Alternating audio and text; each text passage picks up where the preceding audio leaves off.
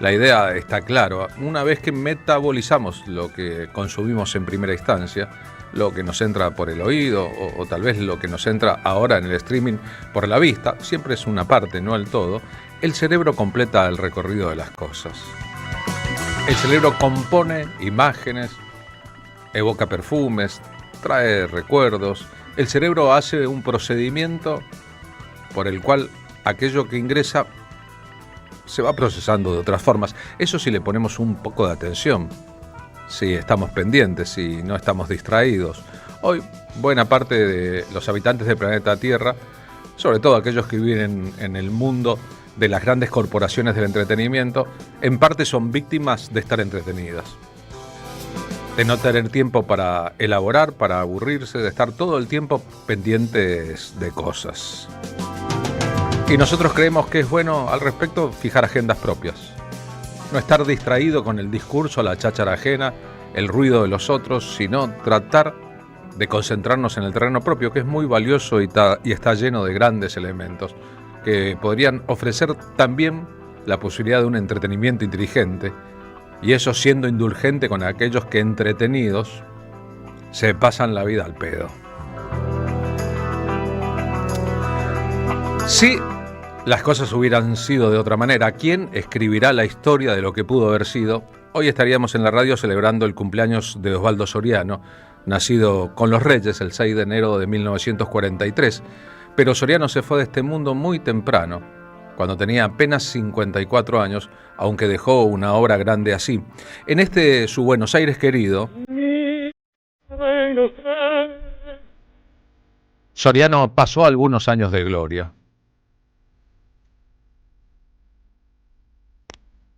Él provenía de una existencia un tanto errabunda. Su padre, funcionario del Estado, su padre se convirtió en un leitmotiv en la obra de Soriano. Su padre, furioso antiperonista. Su padre, que moriría pobre, triste, solitario y final, llevó a la familia a vivir en Mar del Plata, en San Luis, en Río Cuarto, en Tandil, en Chipoleti. De todas esas experiencias después Soriano hizo literatura. Pero llegó a la gran ciudad, a Buenos Aires, a intentar un destino de periodista, y cuando estaba terminando la década de sus 20 años, a los 29, publicó su primera gran obra, inolvidable, triste, solitario y final.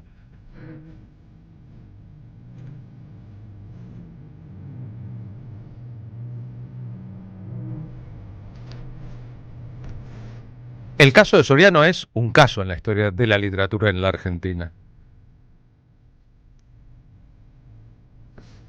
Porque en la medida en que sus obras tuvieron popularidad, llegaron al cine, se tradujeron a otros idiomas, se convirtieron en momentos importantes en los años 80 y sobre todo en los 90, en ejemplos de que era posible que una literatura argentina también fuera nacional, popular y exitosa, le llovían las críticas del ambiente pequeño de la literatura, como si no le perdonaran que él, que había hecho mucho trabajo para llegar a publicar y pensaba que trabajar de escritor es todo un asunto, hay que esperar la iluminación, hay que fatigar muchísimo. A él le gustaba escribir a máquina y tuvo incidentes graves con las computadoras, muchísimo los deditos antes de dar a conocer una obra.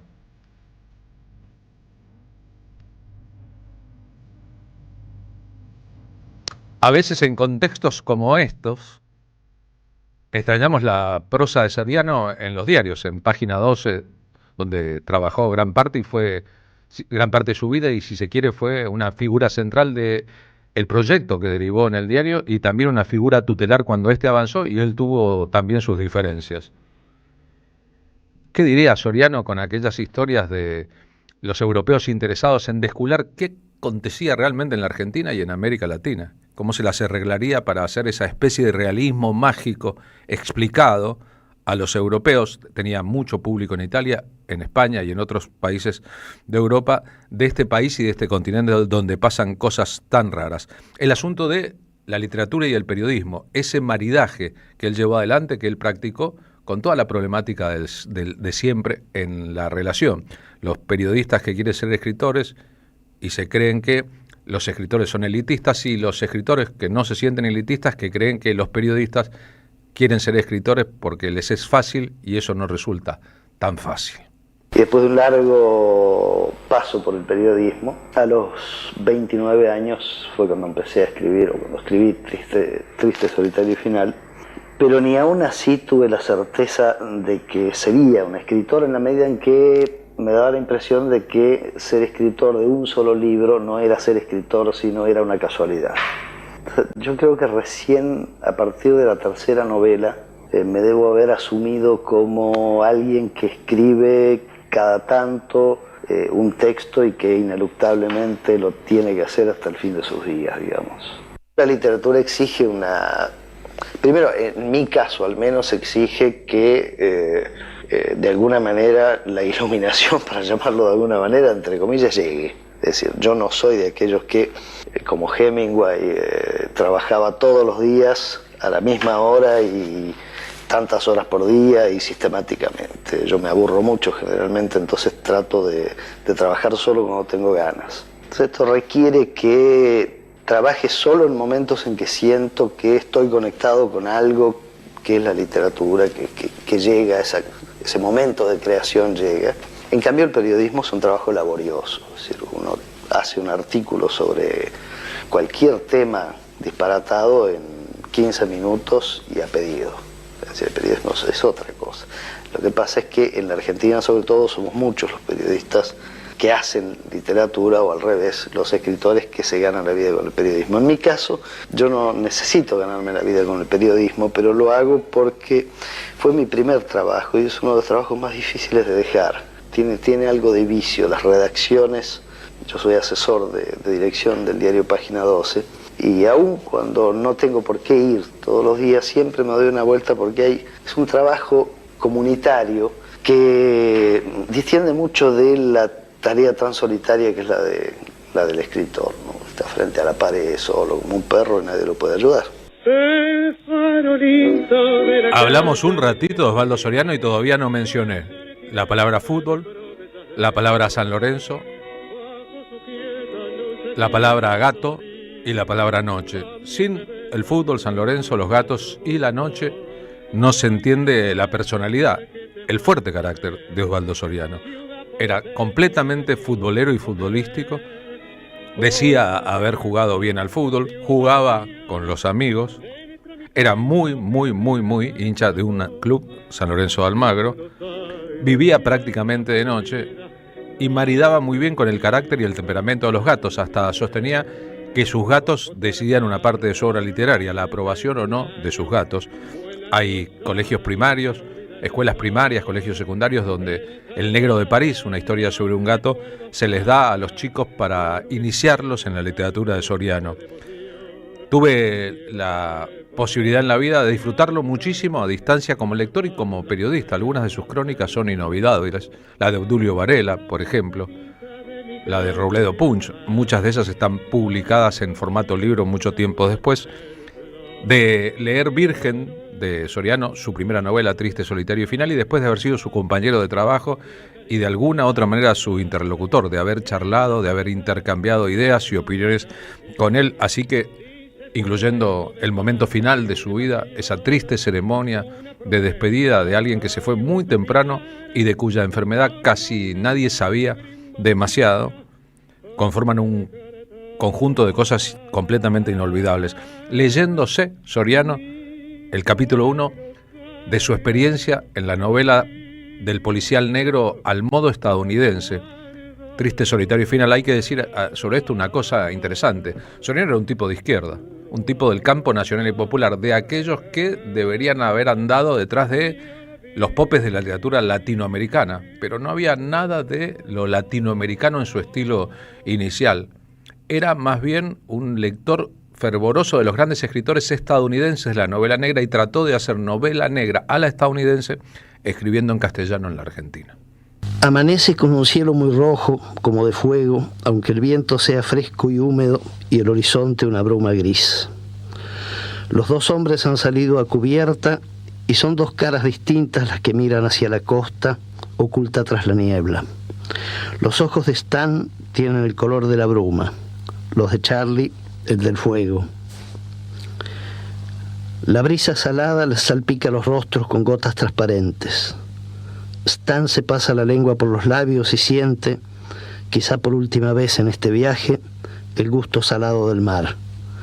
Tiene los ojos celestes, pequeños y rasgados, las orejas abiertas, el pelo lacio y revuelto. Un aire de angustia lo envuelve y a pesar de sus 17 años está acostumbrado a fabricarse sonrisas. Ahora, lejos del circo, lejos de Londres, su cuerpo pequeño está rígido y siente que el miedo le ha caído encima desde alguna parte. Charlie, que frente al público es un payaso triste, sonríe ahora desafiante y frío. Apoyado en la popa, ha inclinado el cuerpo hacia adelante como si quisiera estar más cerca de Manhattan, como si tuviera apuro por asaltar al gigante. Mi padre dijo que el cine matará a los cómicos, ha dicho Stan. Lo dice con amargura, porque ha recordado a su padre, que también es actor, y ha visto de frente la ansiedad de los curiosos, la desesperación de los fracasados, la alegría momentánea de una mueca. Las ha visto 1000 veces y lo ha contado 1000 veces en la mesa durante las cenas en la vieja casa de Lancashire. Las primeras luces surgen de la niebla y Stan sabe que ya no puede volver atrás, que cualquiera sea su destino, él está allí para aceptarlo. Matará a los cómicos sin talento, ha respondido Charlie, sin mirar a su compañero, cada vez más lejano, atrapado por las luces. Siente que la hora llega, que toda Norteamérica es un auditorio en silencio que espera verlo pisar la costa.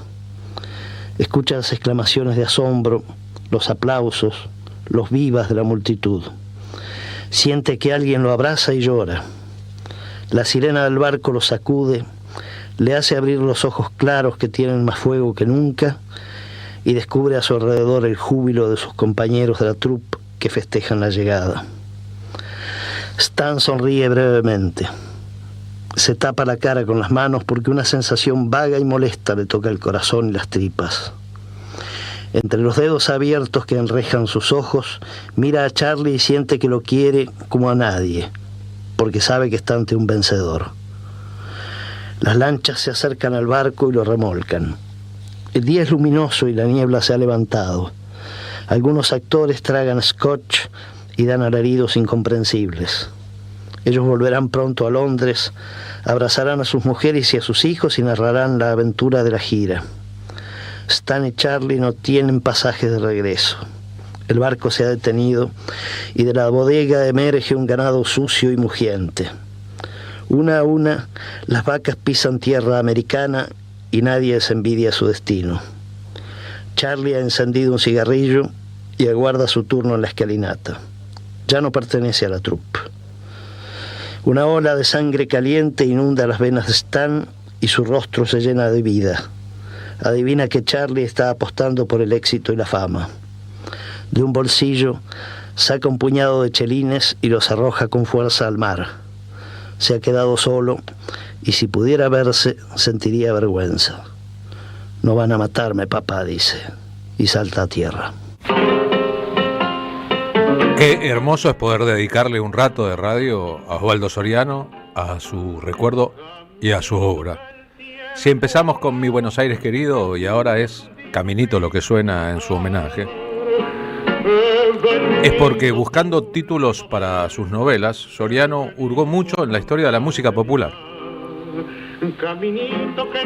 Una de sus novelas se llamó No habrá más penas ni olvido. Mi Buenos Aires querido, cuando yo te vuelva a ver, no habrá más penas ni olvido. Gardel Lepera. Otra de sus novelas se llama Una sombra ya pronto serás. Idea extraída, frase completa extraída de la letra de Caminito. Al final de su vida, un día Osvaldo me pidió cancioneros con las letras de Charly García, Luis Alberto Spinetta y Fito Páez. Estaba buscando títulos para obras que nunca publicó y creía que debía ser un guiño a músicos de otras generaciones, de su propia generación, aunque él era 10 años aproximadamente más grande que ellos.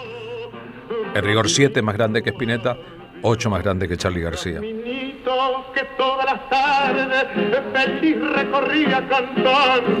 Para muchos perteneció a una generación, la misma de Eduardo Galeano, de Roberto Fontana Rosa y de Juan Sasturain, entre otros, que barrió las diferencias entre la literatura culta y el fútbol, entre la creación artística y el deporte más popular del mundo. Es imposible pensar en Bioy Casares, en Jorge Luis Borges o en Sábato hablando de fútbol, o escribiendo sobre fútbol, o jugando al fútbol. Eran entretenimientos menores, asuntos de las clases populares. La aristocracia autopercibida como tal, aunque no lo fuera, no se mezclaba. Tal vez tenis y golf, acaso automovilismo y esgrima, pero fútbol, tema literario, el fútbol. Estos grandes pertenecieron a otro mundo, tal vez a un mundo regido también por las pautas culturales que a partir del 46, acceso del peronismo al poder, empezó a desarrollar la Argentina, en que la historieta, el cómic, todo aquello que la industria fue produciendo, incluyendo ahí las películas y la radio, entraron en el combo de la cultura y quedaron allí para siempre. Esta es una conversación en un programa de televisión, El Tercer Ojo, de Roberto Fontana Rosa y Osvaldo Soriano, o sea, 2 mega escritores de la historia argentina, además de exitosos, hablando de fútbol. Yo, lo que vos comentabas con respecto a la figurita, engancha mucho con algo que es muy notable ahora, ¿no? Que es, y que permitía antes identificarse mucho con los equipos, y la cuestión de los ídolos, que era la permanencia. O sea, había jugadores que jugaban durante toda su carrera en el mismo equipo, o al menos, por lo menos 4 años, 5 años.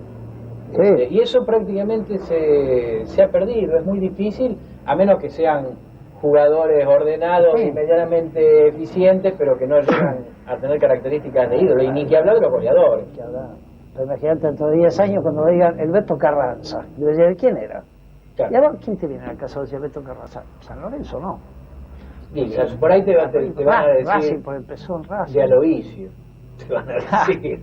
Claro, y no había claro, y en la figurita no era posible porque al no haber publicidad, a mí todavía me choca la idea de no ver completa la camiseta entera, con todo el ritual de... No sé si en Central ustedes son tan ritualeros en el sentido, yo no veo una cosa que no tenga el casla redondo acá, me ofendo terriblemente. Claro. No veo. Hay otras camisetas que han perdido identidad y que incluso están diseñadas como para ser vistas de muy cerca, pero vos las ves desde lejos y se convierten en una cosa marrón o grisácea. Sí. Esos jaspeados que suelen hacer de la camiseta de San Lorenzo a veces tiene tantos elementos que pierden un poco de fuerza, de ese impacto que tenía, ¿no? Hay que decir que los relatos de los narradores de fútbol, sobre todo de Víctor Hugo Morales, están mucho en la estética literaria de uno y otro cuando escribieron de fútbol. Hay que decir también que inventaban, que eran escritores de ficción, que nada de los que escribieran al respecto podía ser relacionado con lo cierto, aunque sonara verosímil, y que al respecto hubo en torno a Soriano un montón de malentendidos y equívocos. Era un escritor que, manejando un mundo posible y real, lo verosímil, escribía ficciones. No hay por qué creer que todo era cierto. Lo que era cierto es que no podía vivir sin el fútbol, y que incluso cuando estuvo exiliado la dictadura, cuando vivió en Europa, el fútbol ocupaba un lugar central. Lo cuenta así uno de sus amigos de siempre, el venerable maestro Osvaldo Bayer. Estaba en Berlín viviendo ahí en el exilio y siempre venía Soriano, mi querido Osvaldo, desde París a visitarme, venía cada 3-4 meses a pasar unos días, le gustaba mucho Berlín. Y una noche estábamos allí y yo había justamente recibido discos que me mandó un amigo argentino desde Buenos Aires, como digo, era un domingo, y eran las 9 de la noche, y me dice, escucha una cosa, tengo que hablar a Buenos Aires, me dice, porque tengo un problema con mi editorial, ¿puedo hablar? Y le digo, sí, cómo no, anda, con el editor, sí, anda.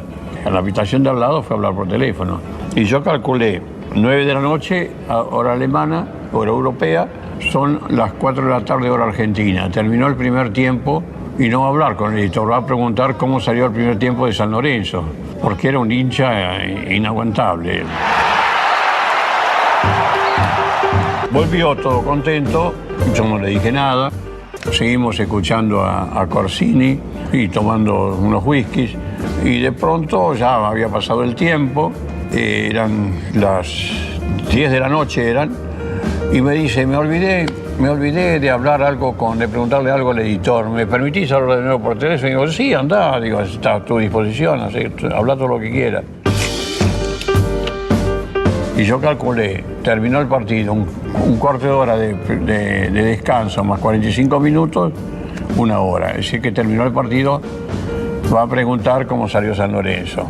Y como a mí no me gusta que me metan la mula, que hablaba con el editor y fue a preguntar por los partidos de fútbol, cuando volvió, yo lo miré así, con desprecio, y le dije, yo no sé cómo vos podés ser hincha de un club que tiene el nombre de un cura, por Lorenzo Massa, que es el cura que fundó San Lorenzo.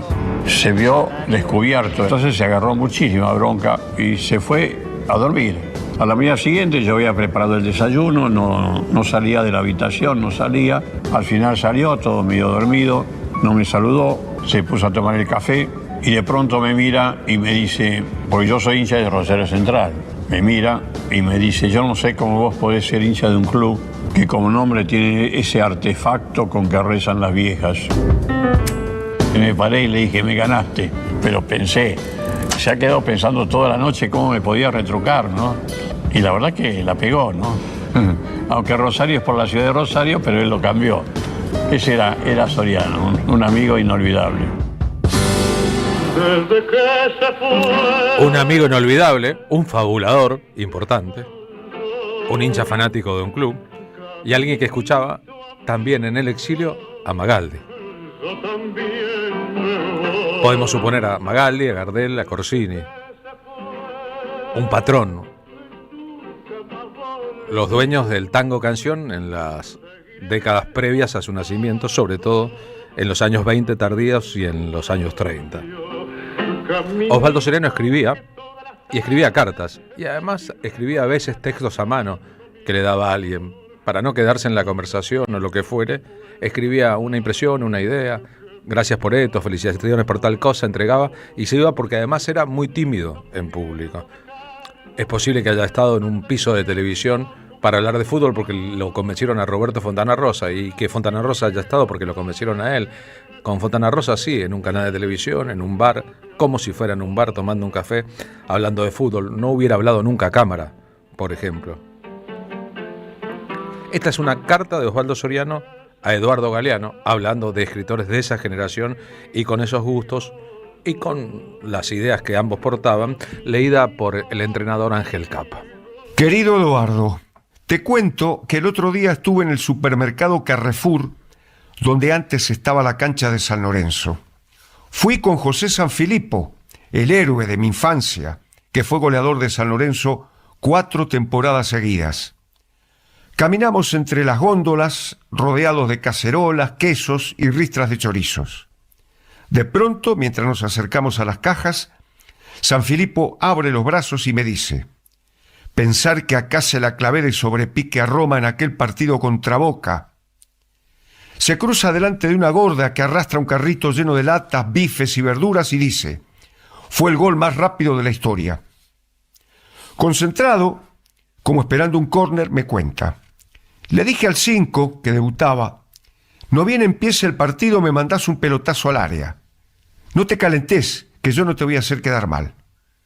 Yo era mayor y el chico, Cardevila se llamaba, se asustó. Pensó, a ver si no cumplo. Y ahí nomás Sanfilippo me señala la pila de frascos de mayonesa y grita: acá la puso. La gente nos mira azorada. La pelota me cayó atrás de los centrales, atropellé, pero se me fue un poco hasta ahí, donde está el arroz, ¿ves? Me señala el estante de abajo y de golpe corre como un conejo a pesar del traje azul y los zapatos lustrados. La dejé picar y ¡plum! Tira el zurdazo. Todos nos damos vuelta para mirar hacia la caja, donde estaba el arco hace 30 y tantos años, y a todos nos parece que la pelota se mete arriba, justo donde están las pilas para radio y las hojitas de afeitar. San Filipo levanta los brazos para festejar. Los clientes y las cajeras se rompen las manos de tanto aplaudir. Casi me pongo a llorar. El nene San Filipo había hecho de nuevo aquel gol de 1962, nada más que para que yo pudiera verlo. Osvaldo Soriano.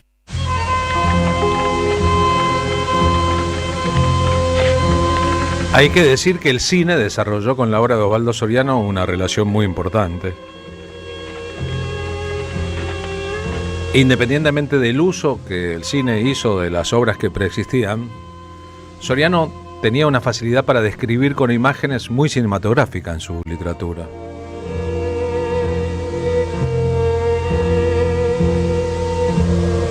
Hace poco el periodista Ángel Berlanga publicó la biografía definitiva de Soriano, un libro hermoso, poblado de detalles, de historias que no se conocen, de las idas y vueltas de alguien que se las arregló para vivir de la escritura en un país muy salvaje al respecto, y que fue publicando lentamente una obra que hoy queda para siempre en la historia. Su obra de novela, Triste, solitario y final, No habrá más penas ni olvido, Cuarteles de invierno, A sus plantas rendido un león, Una sombra ya pronto serás, El ojo de la patria y La hora sin sombra, los cuentos y artículos incluyendo recopilaciones, Artistas locos y criminales, Rebeldes, soñadores y fugitivos, El negro de París, ese es un cuento infantil, Cuentos de los años felices, Piratas, fantasmas y dinosaurios, Arqueros, ilusionistas y goleadores, Cómicos, tiranos y leyendas. Soriano también murió en el mes de enero, había nacido el 6 de enero del 43, murió el 29 de enero de 1997. Su velatorio fue en la sede de la Unión de Trabajadores de Prensa de Buenos Aires, la UTBA. Tenía entonces, reitero, 54 años, portaba un cáncer de pulmón que lo había tenido contra las cuerdas sin que el mundo lo supiese en la parte final de su vida. Su último texto fue una pequeña reseña que escribió en la cama del sanatorio donde estaba internado sobre Charly García, en medio de la polémica por el intento de Charly de tirar muñecos al Río de la Plata, emulando los vuelos de la muerte, esa historia ya conocida. La nota chiquitita que escribió con las fuerzas finales Osvaldo Soriano para defender a Charly García se llamó Oído Absoluto. En la Feria del Libro de 1985, Soriano habla sobre el éxito de No habrá más penas ni olvido y Cuarteles de invierno, esas dos obras que trasladadas al cine aumentaron el impacto de su obra en el inconsciente colectivo. En mi caso, que fue el gran éxito de No habrá más penas ni olvido y de Cuarteles de invierno, yo creo que se debió sobre todo a una confluencia de hechos históricos y sociales que hicieron que esos dos libros se encontraran con los lectores en un momento determinado. Esto se debe, creo yo, a que el público, a que ciertos lectores se identifican con una manera de narrar que yo tengo y que supongo en la Argentina cada uno de nosotros tiene su propio estilo y su propia personalidad. Y cada uno de nosotros es intransferible. Yo tengo un público muy heterogéneo que gusta sin duda de la narración, de que le cuenten una historia. Y esto es lo que a mí me gusta también que me cuenten y lo que me gusta escribir. Soriano discutió mucho con el canon que su época estableció sobre los grandes de la literatura. Se sentía como un outsider, como alguien no reconocido por las cátedras y los expertos en literatura y ultra reconocido por el público de masas y también, por ejemplo, por la industria del cine. Le hubiera gustado saber que hace una década el Club San Lorenzo de Almagro bautizó la sala de prensa con su nombre en el estadio Pedro Vigadín. No le hubiera importado tanto otro tipo de reconocimiento, porque con eso, con el lenguaje de la academia, Soriano no había ido a la universidad, pero resulta que tampoco Borges había ido a la universidad, y eso a uno se lo reprochaban y a otro nada. Le creó una distancia, si se quiere, definitiva.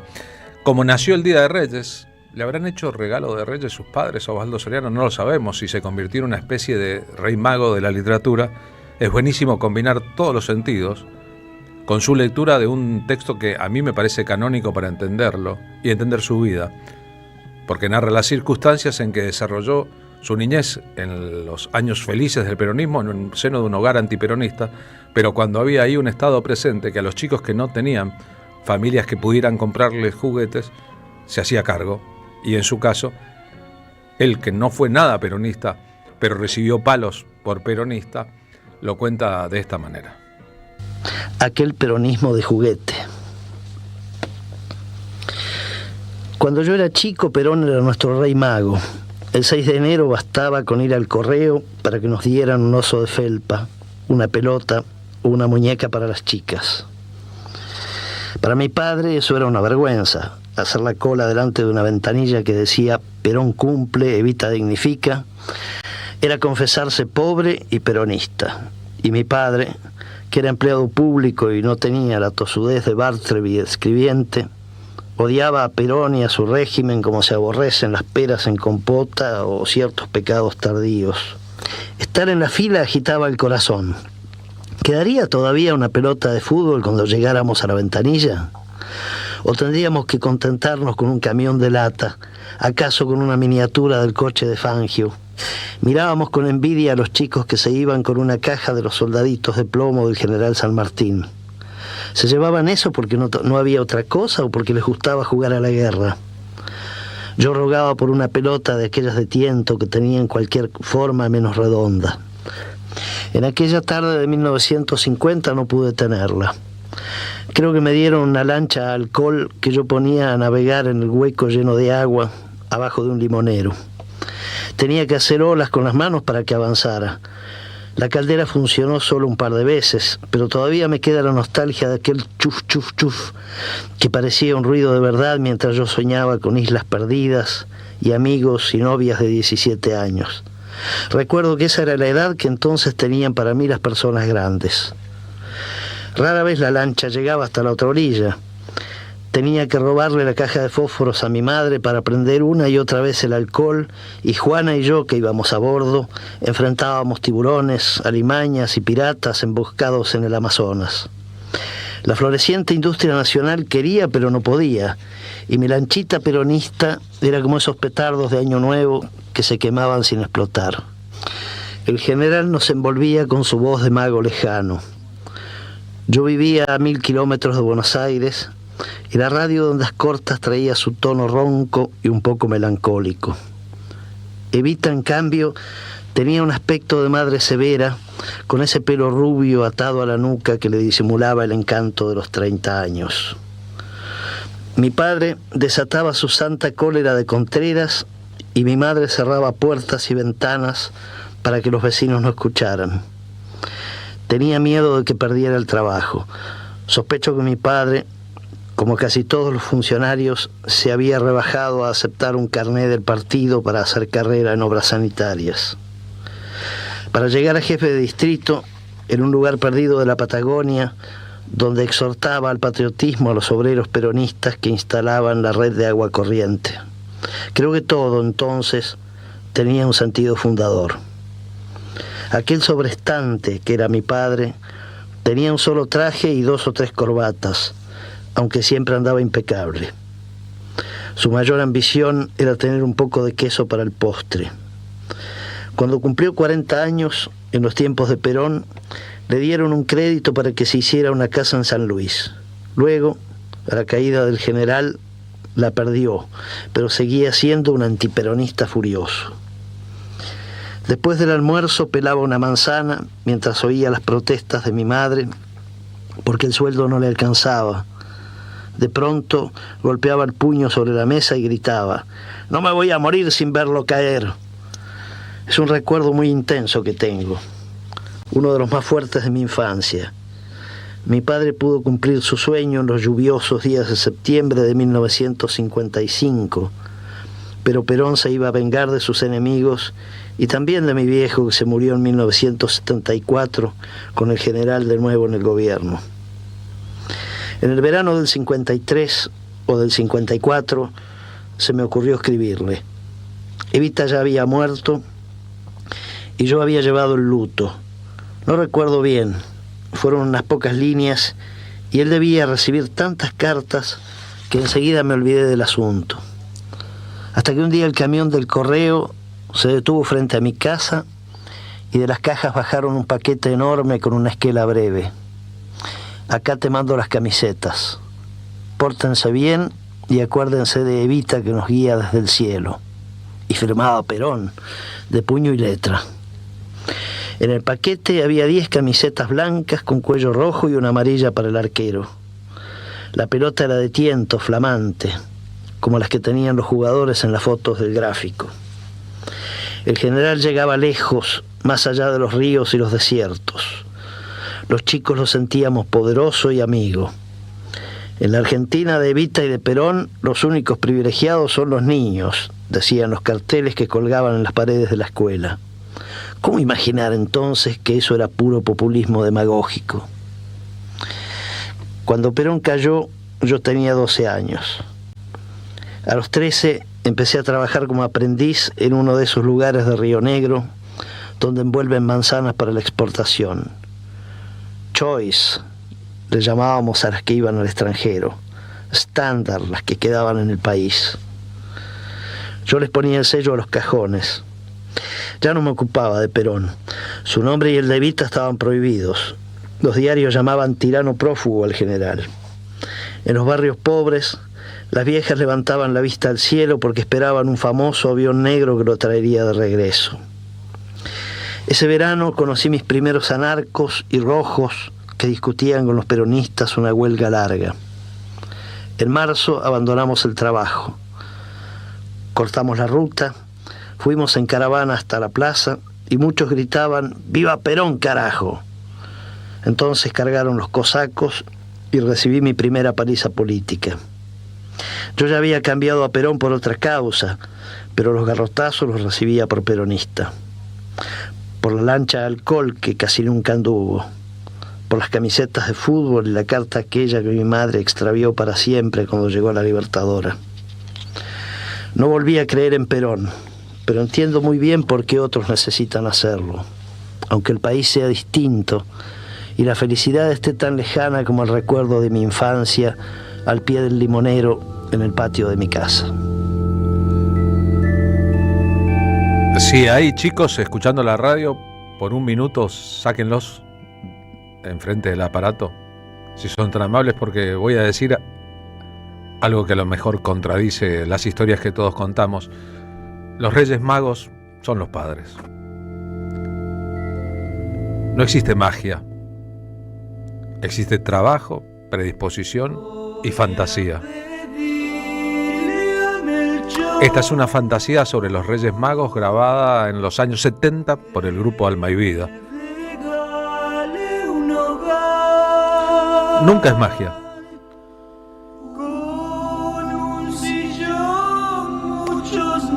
En estos casos fueron y serán políticas de Estado presente o ausente.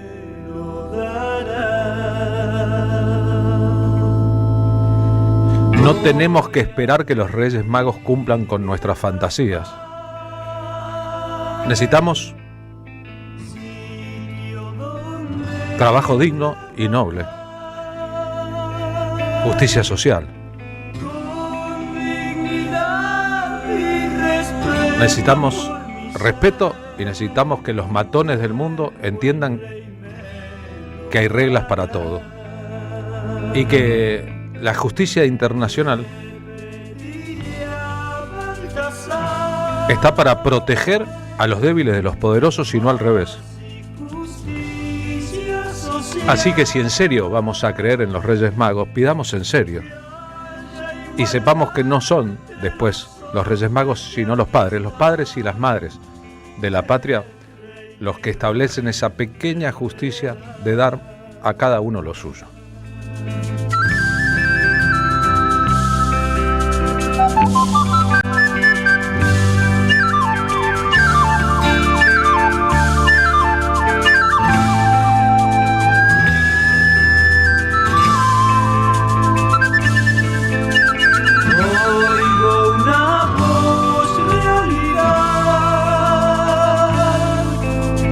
Difícil es despertar.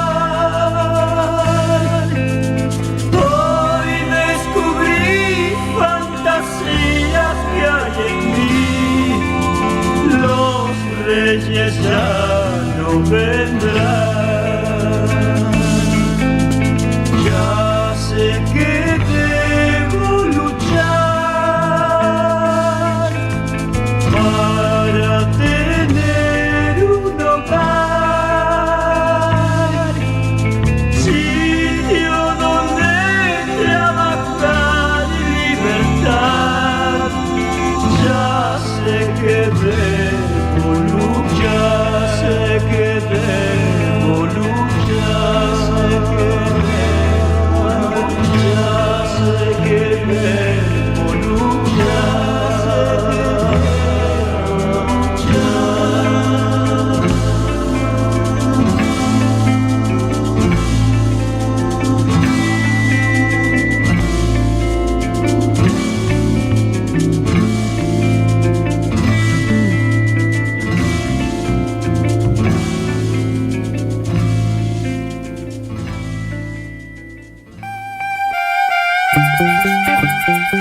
Carlos Polimeni en la tarde de la radio de las Madres de Plaza de Mayo.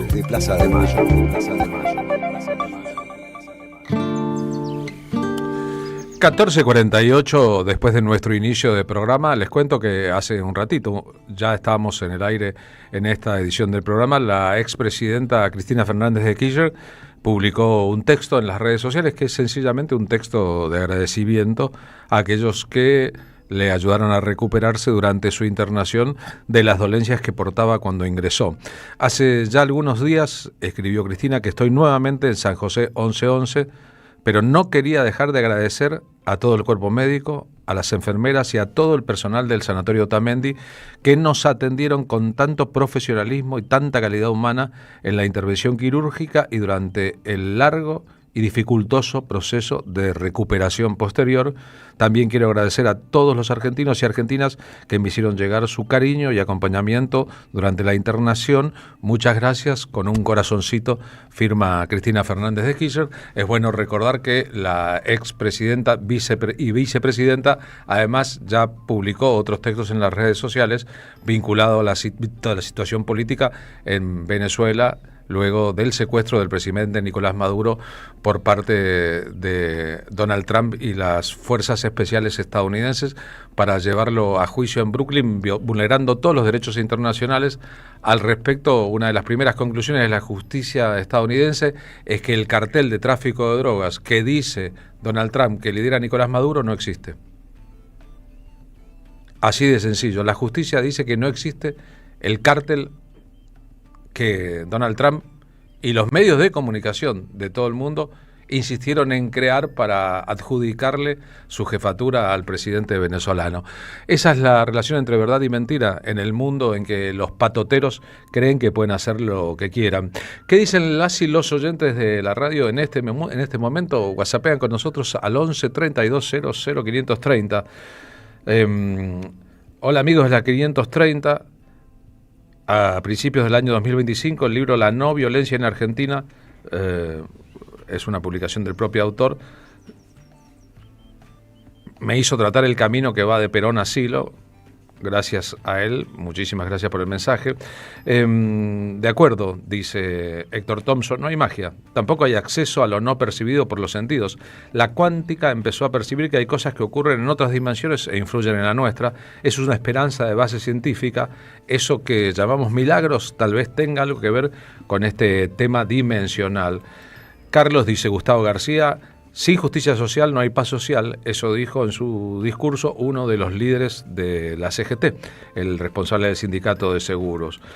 Nos lo recuerda, hablando de la justicia, los Reyes Magos, etcétera, etcétera. Gracias a María Teresa Belgrano, muy hermoso su mensaje. Los audios que pasan con las historias de Soriano son maravillosos.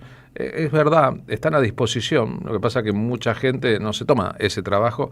Nosotros nos tomamos el trabajo de buscar en lo que hay para tratar de ofrecerles a ustedes lo mejor y lo que más maride con el modo en que pensamos que hay que hacer las cosas. Si hay audios, hay que pasar audios. Si no los hay que contar. Y si hay que contar, hay que tratar de contar bien. Hola, soy María de Mar del Plata. Gracias por el recuerdo del querido Osvaldo Soriano, un escritor que extraño mucho, especialmente sus contratapas de Página 12. ¿Cómo olvidar llamada internacional y sus charlas por las noches con Carlos Rodari. Tengo en mi haber alguna anécdota divertida. En una feria del libro y en mi biblioteca un portarretrato con su foto. Me enteré de su muerte estando de vacaciones en Río de Janeiro. Lloré como si hubiera perdido a un hermano. Días antes había visto un reportaje por la tele y estaba muy delgado, claro. Algo en su mirada me hizo presentir el final. Sin jactancias puedo decir que su literatura me ha dado mucha felicidad. Qué lindo, ¿no? Recordar a un literato por la felicidad que te dio, que nos dio, o un artista, cualquiera fuera. Alguna vez le pregunté a Roberto Fontanrosa cómo era su tuteo en la calle con la gente.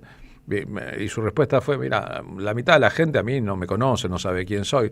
Y la mitad que sí me conoce es muy agradecida. Nunca más nadie me insulta, me dice qué malo el chiste, qué horrible tu cuento. A mí nunca me pasó eso.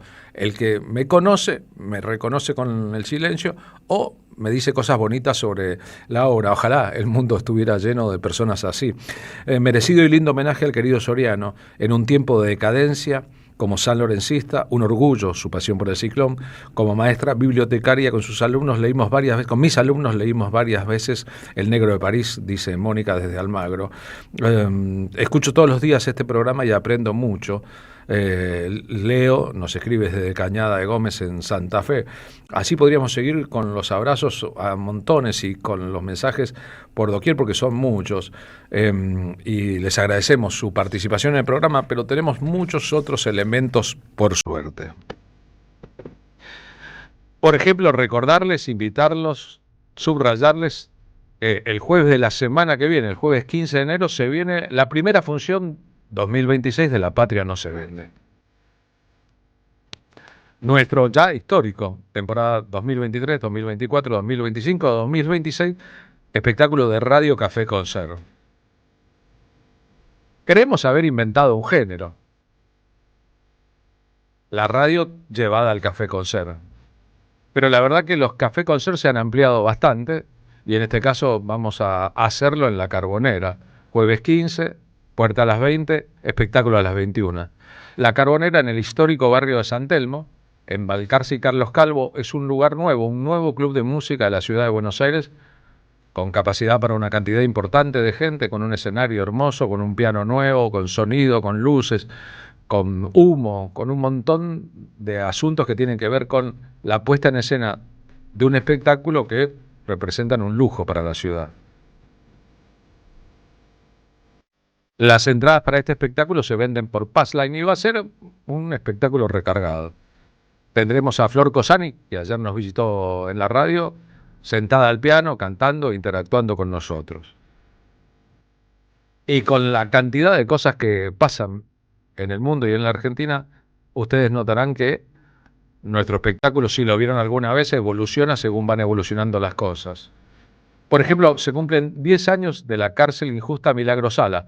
Vamos a incorporar eso al espectáculo.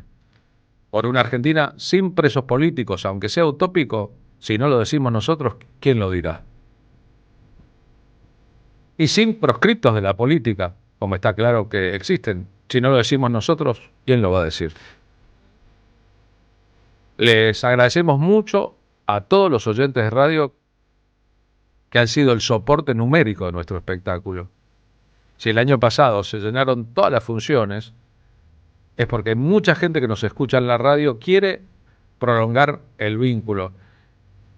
Durante todo el año 2025 los hicimos a los espectáculos los domingos al mediodía. En este caso, comenzando el año en un nuevo lugar, va a ser a la noche. Hay gente que siempre nos pide otro horario. Bueno, pasamos del mediodía a la noche. Es la posibilidad también de una salida hermosa, ¿eh? El barrio de San Telmo está hermoso como siempre. Tiene un montón de historia. Solo en esa esquina hay un montón de historia de esta ciudad, de la ciudad de Buenos Aires. Así que los invitamos. Queremos tener el lugar lleno. Necesitamos de ustedes en esta ocasión. Nosotros siempre estamos. ¿Estarán ustedes con nosotros? Passline, fácil, las entradas baratísimas.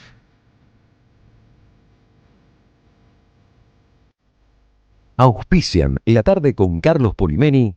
El destino de tus vacaciones está en Turismo Cabal. Viví los momentos que querés, con viajes armados a tu medida, con las mejores ofertas y los paquetes que buscas, con más de 35 años de experiencia.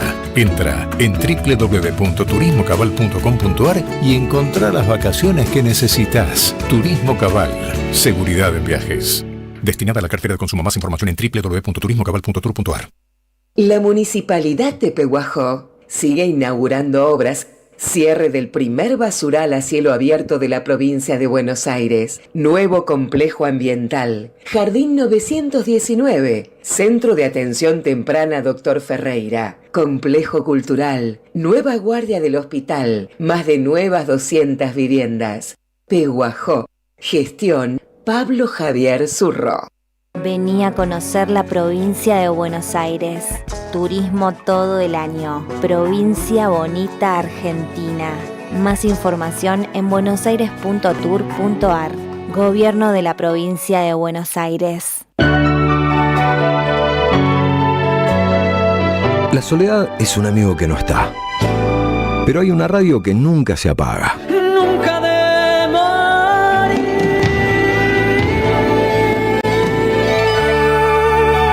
¿Por qué no se puede ser feliz en soledad? Prende la radio. Prendete. AM530. 20 años. Somos radio. Somos comunidad. Tronador. Agua mineral, botellones y dispensers para el hogar y la oficina. Hacé tu pedido al 4201-2627 o mandanos un mail a info@aguatronador.com.ar. Tronador, agua de mesa envasada. 12 de octubre 632 en Avellaneda. Hoy Salgo te invita a descubrir teatro, música, experiencias para compartir y actividades para las infancias.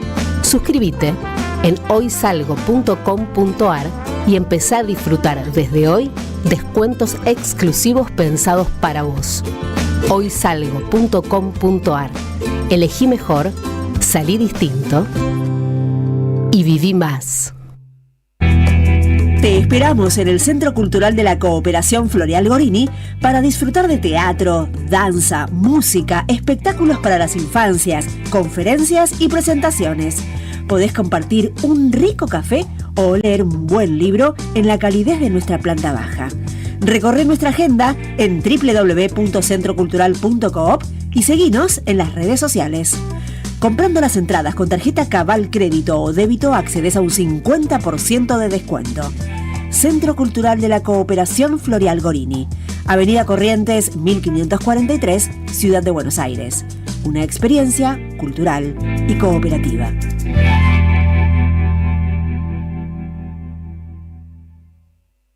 La tarde de la radio es con Carlos Polimeni. AM530. Somos radio.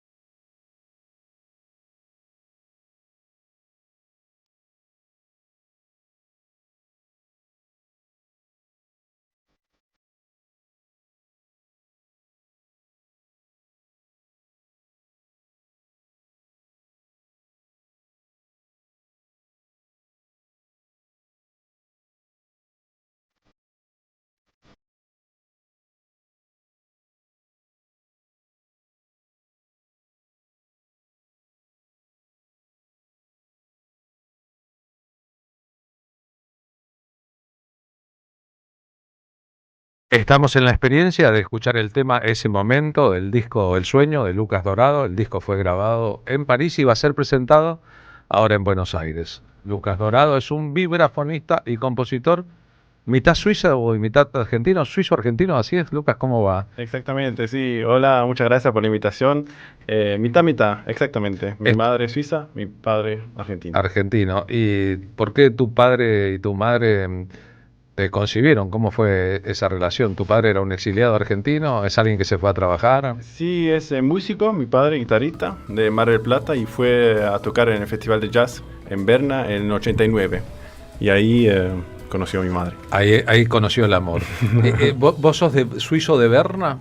Sí, Cantón de Berna, la ciudad, mi ciudad natal se llama Biel-Bienne. ¿En qué idioma se habla? Es una ciudad bilingüe, se habla alemán y francés, así que yo hablo los dos. Alemán y francés. Sí. Te desarrollás en alemán y francés. Para el que no sepa, hay un cantón italiano en suizo, otro francés, otro alemán, y ¿no existe el suizo? ¿O sí Suizo-alemán, sí. Mi madre es suiza-alemana, digamos, y entonces yo con mi madre hablo alemán, suizo-alemán, ¿no? Que es un dialecto.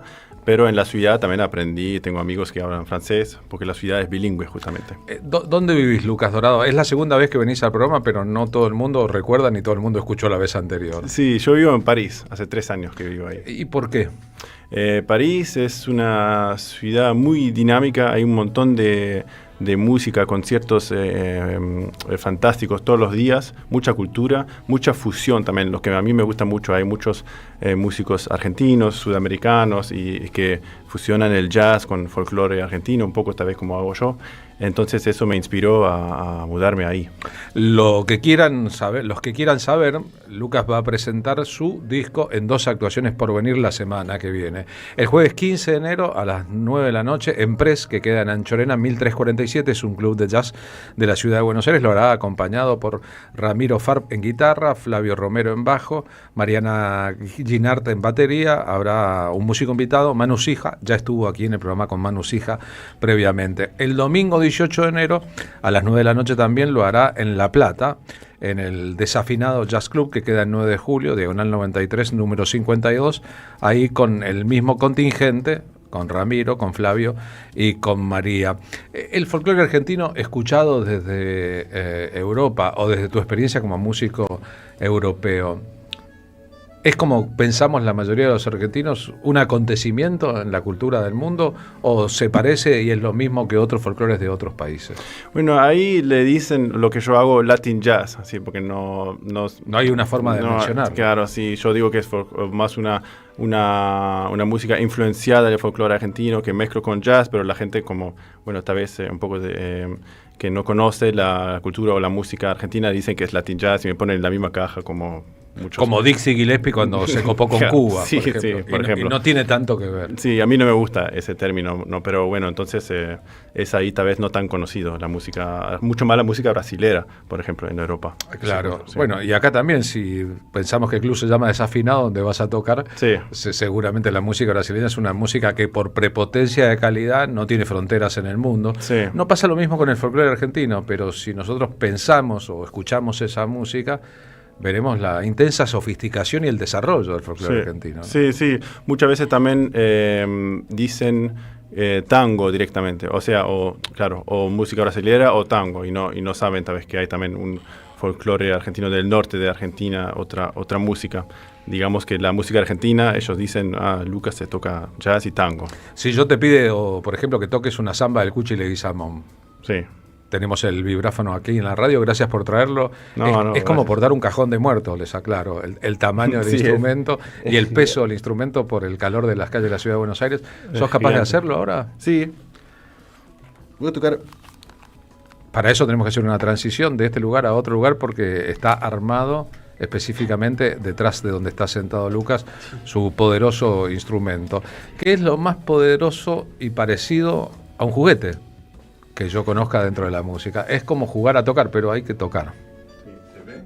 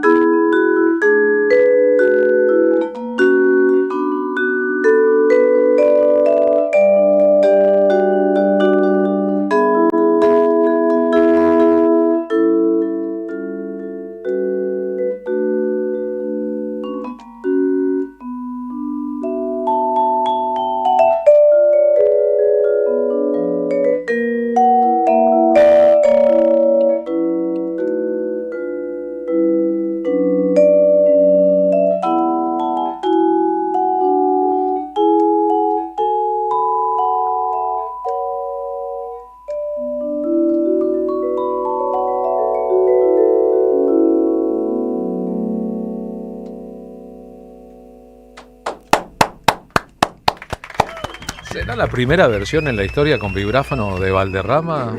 Me pregunto en voz alta, ¿no? No es la primera vez que se yacea, eso es seguro, pero tal vez no haya sido tocada hasta acá nunca en vibráfono. Vos te formaste inicialmente, más cerquita del micrófono, ponete, sí, como percusionista, ¿no? Sí, yo empecé con la percusión clásica, batería, timbal, redoblante, xilófono, marimba. Y cuando el maestro de percusión me mostró el vibráfono, yo me enamoré directamente. Era como amor a primera vista o a primera escucha. Para quien no lo supiera, ¿es un instrumento de percusión solamente? Exactamente, es un instrumento de la familia de percusión, pero es como una mezcla entre piano y batería, ¿no? Si uno lo piensa. Tiene lo armónico, lo melódico y lo percusivo. Además, vos manejas un pedal en este caso con este instrumento. Sí. ¿Qué hace el efecto del pedal? Es como un legato, ¿no? Sería sin el pedal la nota no resuena y con el pedal suena mucho más largo, como tocando staccato y legato. Cuando has tocado música culta con la Filarmónica de Berlín, sí, por ejemplo, ¿hay conciertos para vibráfono y eso es lo que vos tocas? Sí, hay conciertos para vibráfono y orquesta, que yo también toqué por Emmanuel Sejourné, por ejemplo, o también hay un sudamericano que se llama un vibráfonista brasilero, Ney, que escribió también un concierto para vibráfono y orquesta. Existe pocos, pero existe. O sea, que podríamos decir que es un instrumento con obra por venir también a desarrollar. Hacen falta más compositores para vibráfono. Vos sos compositor. Sí, ¿estás haciendo eso? Sí. Yo hicimos un tema, una suite para vibráfono y orquesta de cuerdas con mi padre, Carlos Dorado. Escribimos eso juntos. Bien, y cuando tocas en París con el cordobés Minino Garay, sí, ¿le metés al tunga tunga? ¿Es lo que hacen o no? Bueno, el Minino Garay, con él hicimos muchos proyectos diferentes. Hicimos desde música, world music, ¿no? Con músicos africanos, hasta folclore argentino más bien tradicional, hasta modern jazz. Es muy amplio el repertorio con Minino. ¿Nunca, no hiciste cuarteto todavía? No. Ni speaking tango. De Pinky Tango sí toqué con él, sí. Hablando de tango, Piazzolla gustaba del sonido del vibráfono, ¿no? Sí. Tocó con Gary Barton, por ejemplo. Gary Barton, sí, un disco muy famoso. Lo consideraba parte de una hipotética vanguardia. El asunto es que con un instrumento que pasa por exótico, ¿no? Un instrumento poco frecuentado. Claro. Es en qué cajón se podría poner. Es un instrumento para tocar jazz, para tocar música vanguardia, para tocar música culta, para tocar música popular. Todo eso convive en vos. Sí, exactamente.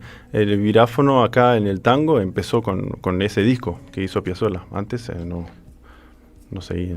O sea, le debemos al oído de Piazzolla haber incorporado al vibráfono. Y en lo que acabas de hacer, que es tocar un clásico del repertorio del folclore, ¿hay en la escena argentina gente que esté haciendo eso, como vos lo haces en Europa, o viniendo de Europa acá? Sí, hay vibráfonos, aunque uno tal vez no sepa tanto. Hay vibráfonistas acá en Argentina. Se empieza a desarrollar una escuela de vibráfono acá también. Hay jóvenes vibráfonistas muy buenos, percusionistas. A veces son más acá en Argentina, yo siento, percusionistas que tocan también vibráfono y no tanto se especializan en ese instrumento, ¿no? No te preocupes por la pronunciación del castellano, porque nosotros hablando suizo-alemán seríamos pésimos, así que vos estás salvado. Y francés, no sé, pronunciaríamos como de las colonias. Los argentinos que viven en Suiza en realidad están muy conformes de alguna manera, los que vienen a Europa, con el asunto de poder programar su vida, de saber que hay cierto ordenamiento de las cosas que le permite saber que de acá a fin de año su agenda de trabajo y las posibilidades son estas específicas, mientras no pasaría lo mismo aquí al sur de América. Claro, y eso me gusta también de no saber lo que va a pasar, ¿no? Yo me fui también de Suiza y fui a París, donde esta vez más difícil, hay muchos músicos, es más difícil poder ahí ganarse su vida, digamos, que en Suiza, por ahí, como artista, pero me gusta el challenge también. Bien, o sea, a vos te gusta la incertidumbre. Sí. Viste que suele decirse, yo estuve en Suiza, pero conozco Zúrich, la ciudad más alemana, la capital, la de los bancos, la de la FIFA, etcétera, etcétera, que Suiza, salvo los relojes y los chocolates y el secreto bancario y la fondue y los quesos, tal vez compartido con Alemania, no inventó nada. Yo creo que es una tontería, que seguramente hay muchas cosas interesantes. Vos como suizo, pero con una familia argentina también, como suizo argentino, ¿qué crees que es copado? ¿Qué es lindo de Suiza, aparte de lo que ya mencionamos?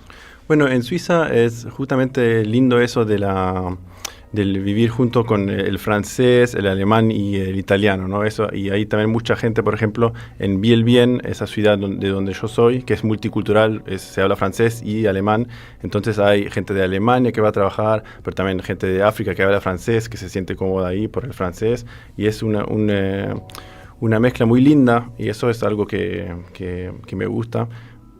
Y Suiza en algunos casos es como un poco la cultura entre Alemania y Francia, ¿no? Tiene el vino, pero también tiene la cerveza y es como tal vez a veces un poco más calurosos que los alemanes, diciendo así en general ahora. Pero sí, igual... sí, es un pueblo muy especial y muy lindo, que me gusta mucho. Vos sabés que, por último, para asociación, por un argentino que se haga una idea, fui a la cancha de un equipo que se llama el Grasshopper, un equipo de Zúrich. Grasshopper, sí. Grasshopper jugó un partido con la selección argentina, con Maradona en la selección argentina en el 85. Salió 7-1, no era muy importante el partido. Sí. Era una gira Francia, Italia, Suiza del selección argentina de fútbol. Pero lo que me llamó la atención en serio ahí, primero es que no le daban bola a Maradona y estaba en Zúrich. Sí. No existía Maradona, no era una noticia para nadie, ni siquiera para la página de deporte de los diarios, era muy chiquitito. Eso fue hace 40 años, seguramente la pasión por el fútbol ha aumentado, pero vendían lo que llamamos choripanes, sándwiches de chorizo en la puerta de la cancha, de tal manera que la cancha estaba rodeada de olor a choripán. Sí. ¿Es normal en Suiza comer sándwiches de chorizo en la calle, como acá, o cerca de los estadios? Sí, en los estadios se suele comer, es más como hot dog, después no es exactamente choripán, ¿no? Pero también, sí, es normal comer eso ahí. Digamos, eso es más la cultura alemana, ¿no? Es más cultura alemana. Sí, yo fui a investigar a ver de qué se trata. No eran hot dog, eran choripanes. Eran chorizos tipo alemán, claro, con tipo pan alemán. Tipo suizo, sí. Pero el rito del hincha, que es encontrar que ahí es más rico que nunca. ¿Podemos pedirte que interpretes una más ahora aquí? Claro. Con gusto. Voy a tocar un tema de mi próximo disco, que se llama Luna y Sol. Bien, lo vas a presentar aquí cuando toques. Acá. Lo vas a presentar aquí. Dale, date la vuelta. Jueves 15 de enero, el jueves de la semana que viene, Empresa Anchorena 1347, en la capital federal. Lucas Dorado, vibráfono y composición, junto a su grupo con Manu Sija, multiinstrumentista tucumano de invitado. Y el domingo 18 de enero, si estás en La Plata, a las 9 de la noche, en el Desafinado Jazz Club, presentando algunos temas del disco que ya grabó y está aquí dando vueltas en la Argentina, El Sueño en las plataformas y temas del disco por venir.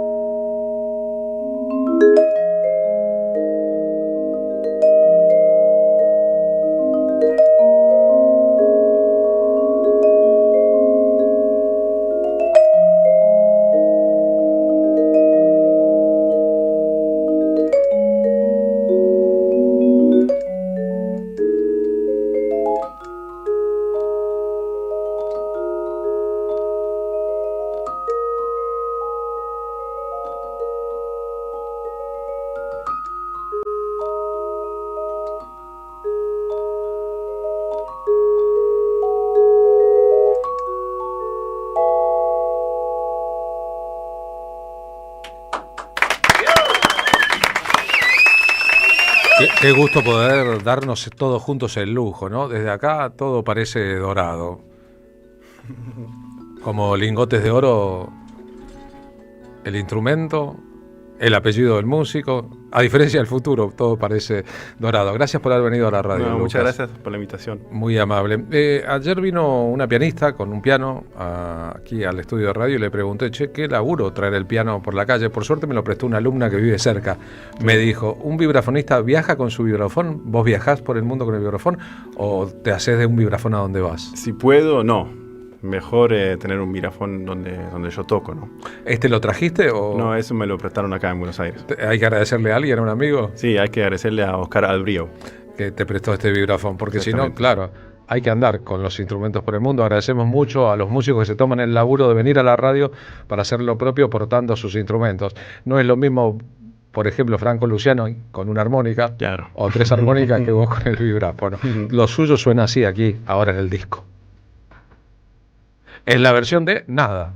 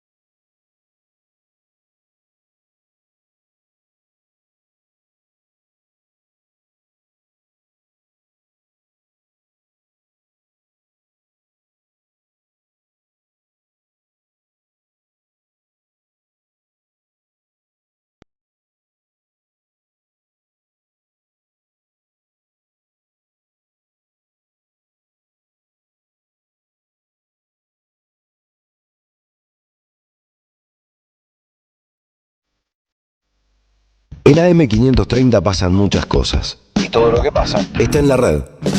Somos Radio AM530 en YouTube. Entérate de lo que pasa. AM530. Somos redes. Somos radio.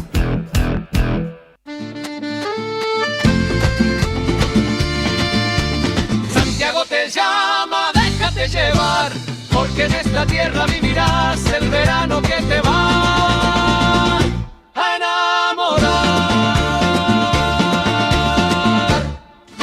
Gobierno de la provincia de Santiago del Estero. ¡Wow! ¿Cómo dices cuenta DNI? ¡Wow! ¿Que ahora tienes plazo fijo? ¡Wow! ¿Y que tienes una tasa especial? ¡Wow! Y eso hace que tu dinero crezca. ¡Wow! Y crezca. ¡Wow! Y crezca. ¡Wow! Pará, ese último wow no entendí. ¡Wow! Ah, que crece. Cuenta DNI. Tu plazo fijo de Banco Provincia es realmente wow. ¡Wow! Conoce más en bancoprovincia.com.ar. Colección Tapas que hicieron historia presenta su 8º libro. Pasaron cosas. La era presidencial de Mauricio Macri contada en las mejores tapas de Página 12. La vuelta al poder de la pata civil de la dictadura. FMI, ajuste, represión y mucho más. Pasaron cosas. Disponible en la librería de Caras y Caretas. Junín 365.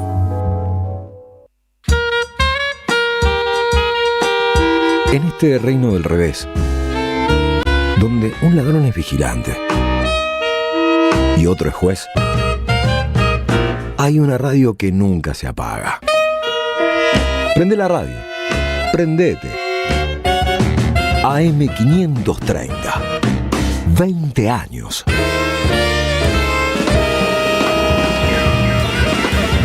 Somos radio, somos comunidad. El sabor que te acompaña es Café Bantú.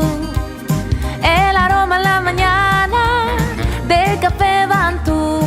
Bantú. Carlos Polimeni presenta La Patria no se vende, la primera del año. Jueves Valiente, el show donde nuestra familia abraza la idea de que no todo está en venta. Jueves 15 de enero en La Carbonera. Carlos Calvo, 299, San Telmo. Entradas por Passline. Produce Don Narciso. Auspicia AM530. Somos Radio.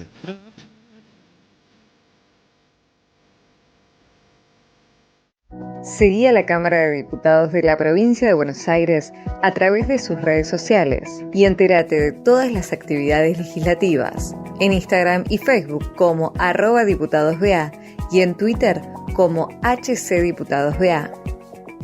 Vení a conocer la provincia de Buenos Aires. Turismo todo el año. Provincia bonita Argentina. Más información en buenosaires.tour.ar.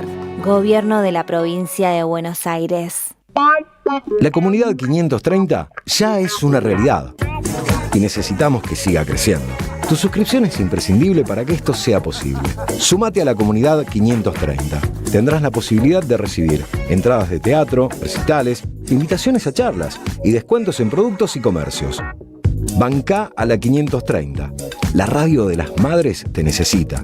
Si tenés dudas, escribinos 11 64 19 16 50 o envíanos un correo info@am530somosradio.com. La utopía es una isla lejana. No llegaremos nunca hasta ahí, pero qué lindo soñar que sí. 15:29 ahora, nos queda media hora de programas con un montón de contenidos, pero me detengo a agradecer a las y los oyentes de la radio comunicados con nosotros por WhatsApp. Nenucha, que nos escucha desde Bahía San Blas, es un gusto oírte. Lucas, por Lucas Dorado, que acaba de pasar por el programa.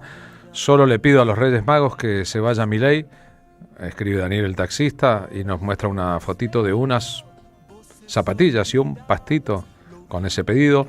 Hoy soy Gladys desde San Carlos Minas, en Córdoba. Siempre los escucho, Gladys Castro, y coincido con el oyente. Realmente en cada programa que se emite aprendo algo nuevo. Felicitaciones, gracias a vos. Hace varios días saqué entradas para el 15 en La Carbonera, nos cuenta Irma Parentela. Recién escucho que vas a incorporar la prisión de Milagro. Te agradezco, muchas gracias a vos, muy amable. Reinaldo Pandolfi, gracias por el recuerdo de mi ídolo, más que el Choco y que la Sati. Tengo toda su colección como la de Osvaldo Bayer, un maravilloso recuerdo. El ídolo debe ser Osvaldo Soriano, seguramente. Hice un cuento de cuentacuentos con la mamá de Alejandro Dora, con la mamá de Alejandro Apo, Dora. Conté Vidrios Rotos de Osvaldo Soriano, me emocioné mucho, es un gran cuento. Mi viejo también trabajó en horas sanitarias, voy el 15, dice Alfredo desde Benavides, en San Telmo, en San Isidro, viene a San Telmo el día 15, lo mismo que Charlie Halland. Mucha gente nos dice cosas parecidas. Gracias por el recuerdo del inmenso Soriano. Tanta tristeza tuvo el día que murió.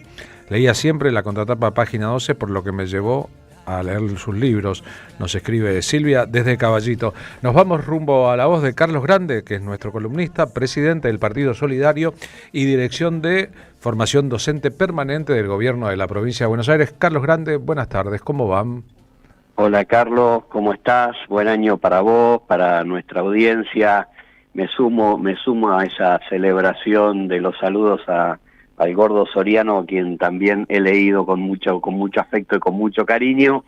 Pero bueno, hoy quería meterme en la columna y comenzar a pensar cómo empezó este año, Carlos, ¿no? Lo habíamos dejado de una manera y lo encontramos con invasiones, capturas, desapariciones, desesperación por el petróleo, reordenamiento del mundo. Bueno, lo que nosotros conocemos como un continente de paz, luego del 3 de enero creo que ya no sé si podemos seguir diciendo eso, o me parece que hay que pensar o empezar a pensar que no sería tan así, ¿no?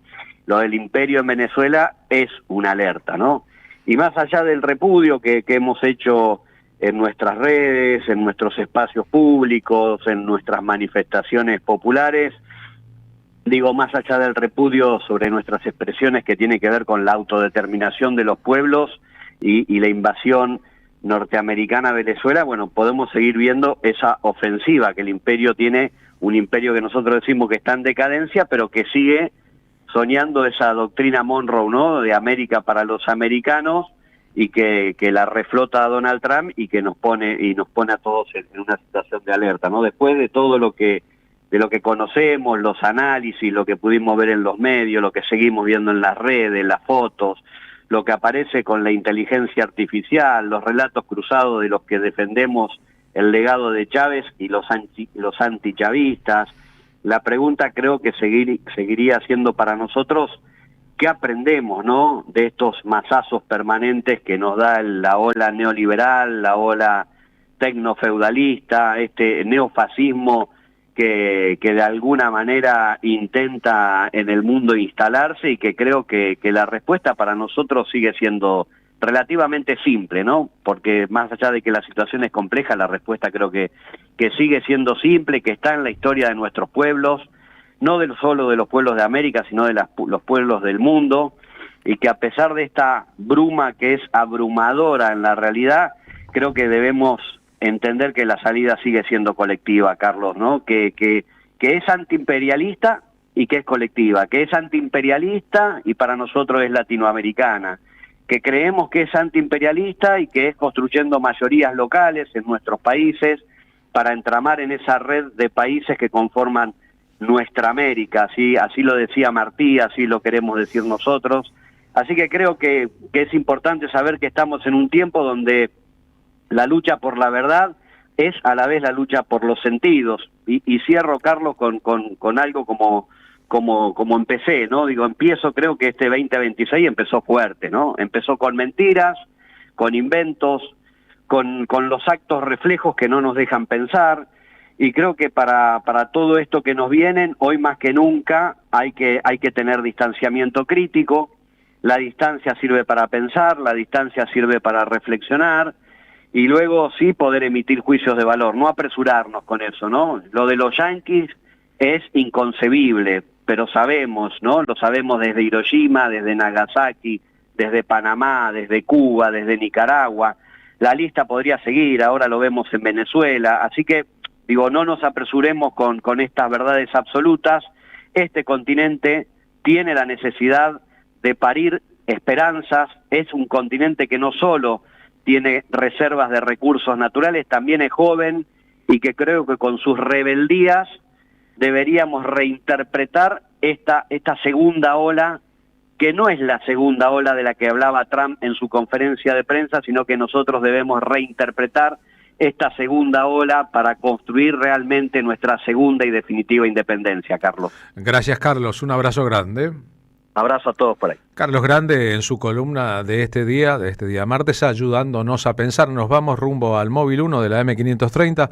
Fabián Goldman en línea, en la Casa Rosada, también con el tema Venezuela y el papel en este vasto elenco de asuntos de América Latina y su relación con Estados Unidos del gobierno argentino. Fabián, ¿cómo va? Buenas tardes. ¿Qué tal? Muy buenas tardes, Carlos.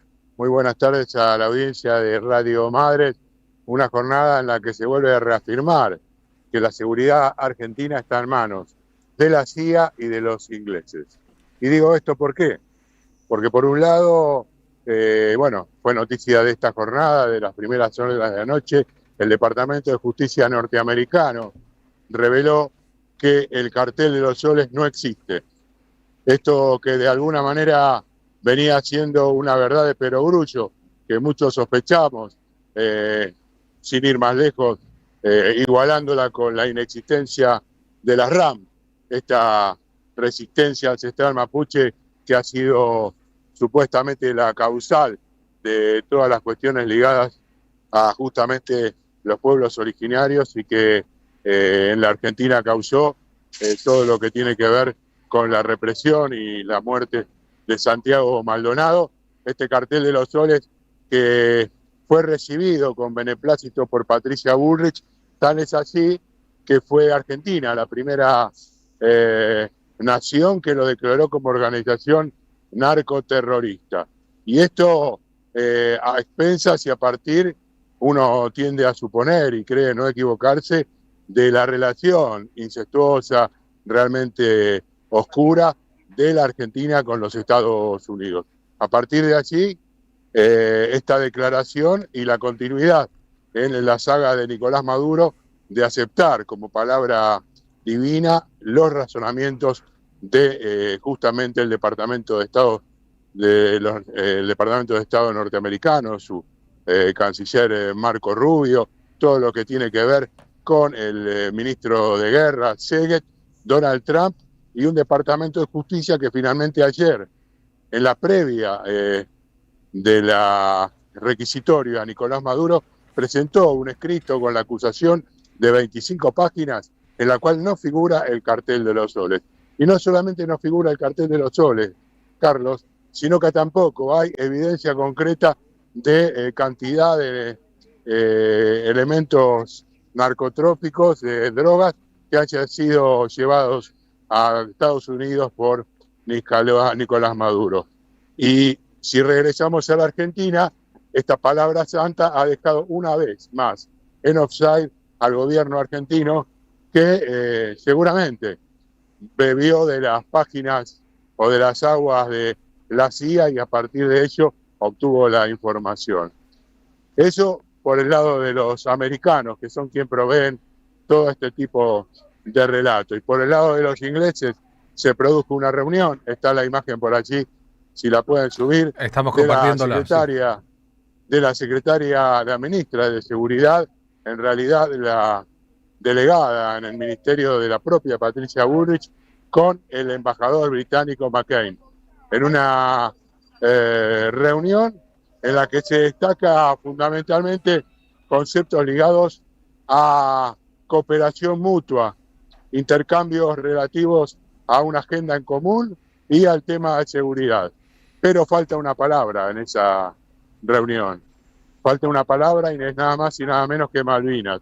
Ayer yo te decía que te iba a contar hoy del viaje de Javier Milei a Inglaterra y en qué condiciones se va a producir entre abril y mayo próximo. Bueno, va a ser en condiciones en las cuales no creo que haya ositos Winnie Pooh, como sí los hubo de parte del ex canciller Di Stella durante el gobierno de Carlos Menem, pero sí, sin lugar a dudas, no va a estar sobre la mesa de ninguna manera la discusión del tema más importante, que es la soberanía de Malvinas, Carlos.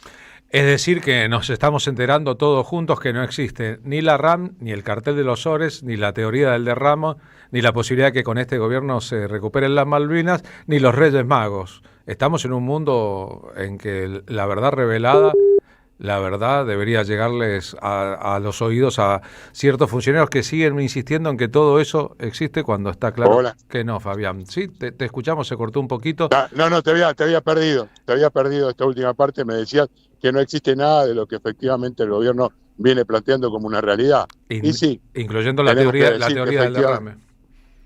No, por supuesto, desde ya está claro que es así, y a cada paso que da Donald Trump o el Reino Unido van dejando más en evidencia la falta de una política concreta soberana desde nuestro gobierno y el seguidismo prácticamente con orejeras hacia lo que dicten cada uno de estos países. Desde la compra del instrumento militar, es decir, aviones, vehículos para transporte de personal e inclusive helicópteros que le hemos adquirido a Francia, hasta definiciones como la existencia de un inexistente cartel de los soles. Veremos cómo continúa esta situación mientras Trump, allá en los Estados Unidos, acaba de decir, Carlos, hace minutos, que de alguna manera extorsiva, que si no gana en las elecciones de medio término, vendrán por él y le harán un impeachment. Cuando lo dijo el día de hoy, que se cumplen 5 años del asalto al Capitolio, nada más y nada menos, organizado por el propio Donald Trump, Carlos. Gracias, Fabián. Abrazos para vos.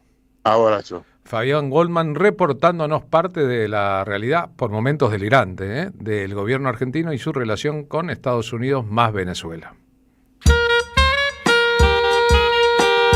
En este reino del revés, donde un ladrón es vigilante y otro es juez, hay una radio que nunca se apaga. Prende la radio, prendete. AM530, 20 años.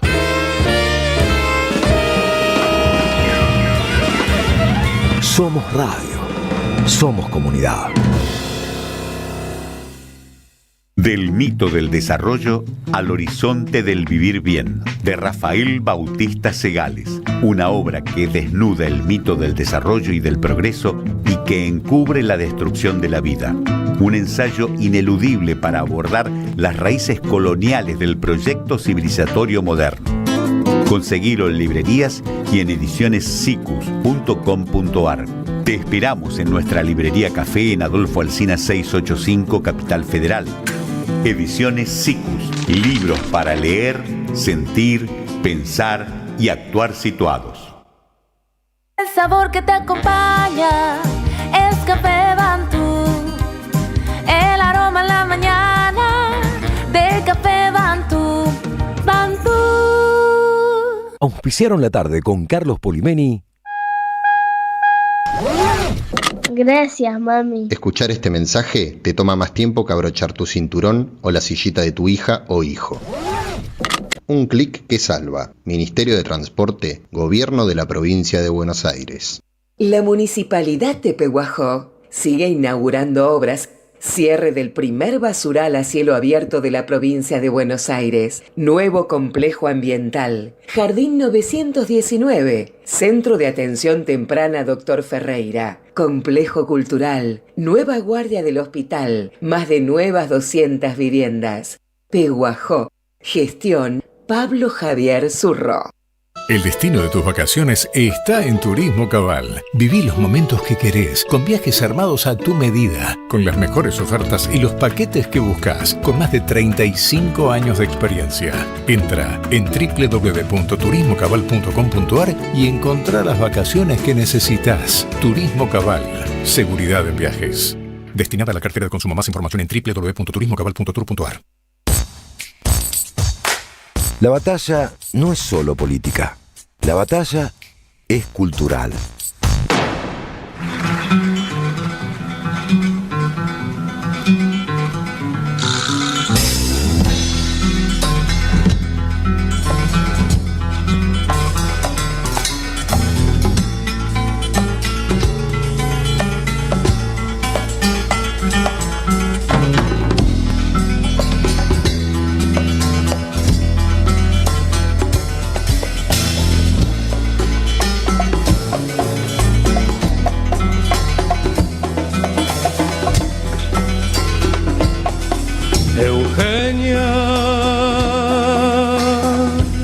Era necesario que vos cayeras, que cayeran Luis, Neto, Mauricio y tantos otros, para que no caiga tu gente. En el famoso concierto que la historia reconoce como Abril en Managua, 1983, la Plaza de la Revolución, en la capital de Nicaragua. La dictadura y el crimen. Además de Mercedes Sosa, Carlos Mejía Godoy, Silvio Rodríguez, Daniel Biglietti, Chico Huarque, Alí Primera, Amparo Ochoa, Gabino Palomares y Luis Rico, cantaba el argentino radicado en Costa Rica, Adrián Goizueta. Era necesario, 1000 veces necesario, que cayeran ustedes. Adrián Goizueta, que murió este lunes en Costa Rica a los 74 años, sorpresivamente para sus amigos. Había llegado a Costa Rica en medio de las oleadas del exilio tras el golpe militar de 1976. Aquellos conciertos se convirtieron,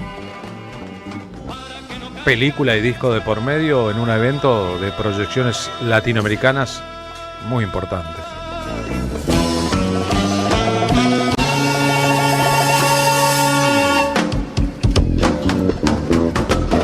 Como muchos otros que se exiliaron en Costa Rica, Goizueta, que había nacido en Buenos Aires, en el barrio San Telmo, decidió quedarse, no volver.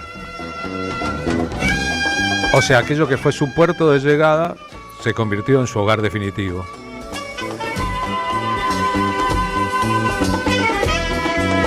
Cuando llegó tenía 21 años. El diario La Nación de Costa Rica recuerda que en una entrevista que le hicieron en 2021, cuando le preguntaron cómo estaba la situación política en la Argentina entonces, respondió: todos los jóvenes éramos sospechosos, era difícil, yo vine directamente conociendo a alguna gente que me guió. Primero empezó a componer canciones, después se dedicó a la enseñanza, fue profesor en el Conservatorio de Música en Costa Rica y por ende marcó a generaciones de estudiantes. Después avanzó con su proyecto, su taller permanente para los intérpretes nacionales y la fundación de un grupo clave en la historia de la música de Centroamérica, el Grupo Experimental. Una fusión entre la música de jazz, el rock, la trova, el tango, los elementos que él manejaba.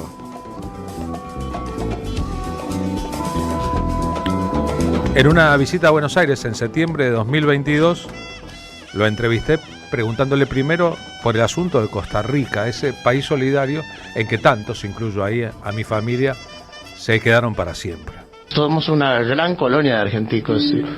Pero además orgullosamente, ¿no? Yo quiero decir siempre eso, ¿no? Porque hay gente que piensa, bueno, te fuiste exiliado, te encontraste un país que te dio una oportunidad laboral. No fue eso. Costa Rica nos aceptó en todo el sentido de la palabra, con la razón y con el corazón definitivamente, ¿no? Costa Rica ha sido un país tremendamente solidario. Primero, bueno, nos acogió a la cantidad de exiliados chilenos, argentinos, uruguayos, y nicaragüenses, y salvadoreños en su momento y de todo. Y luego desde Costa Rica se hizo la solidaridad para toda Centroamérica, siempre se hizo desde allá, ¿no? Hay que pensar que es el único país del mundo que no tiene fuerzas armadas, ¿no? Sí, sí. Que es otro elemento muy importante, que para evitar cualquier conflicto eliminó las fuerzas armadas. Sí, exacto. Y le dio resultado. Es la clave que... Claro, pero es un ejemplo modélico para pensar un mundo mejor, un mundo diferente, ¿no? Si no hubiese fuerzas armadas no habría conflictos militares. Sin duda que es así. Festejamos todos los años que no hay ejército. Hay un día de festejo. Hay un día del no ejército.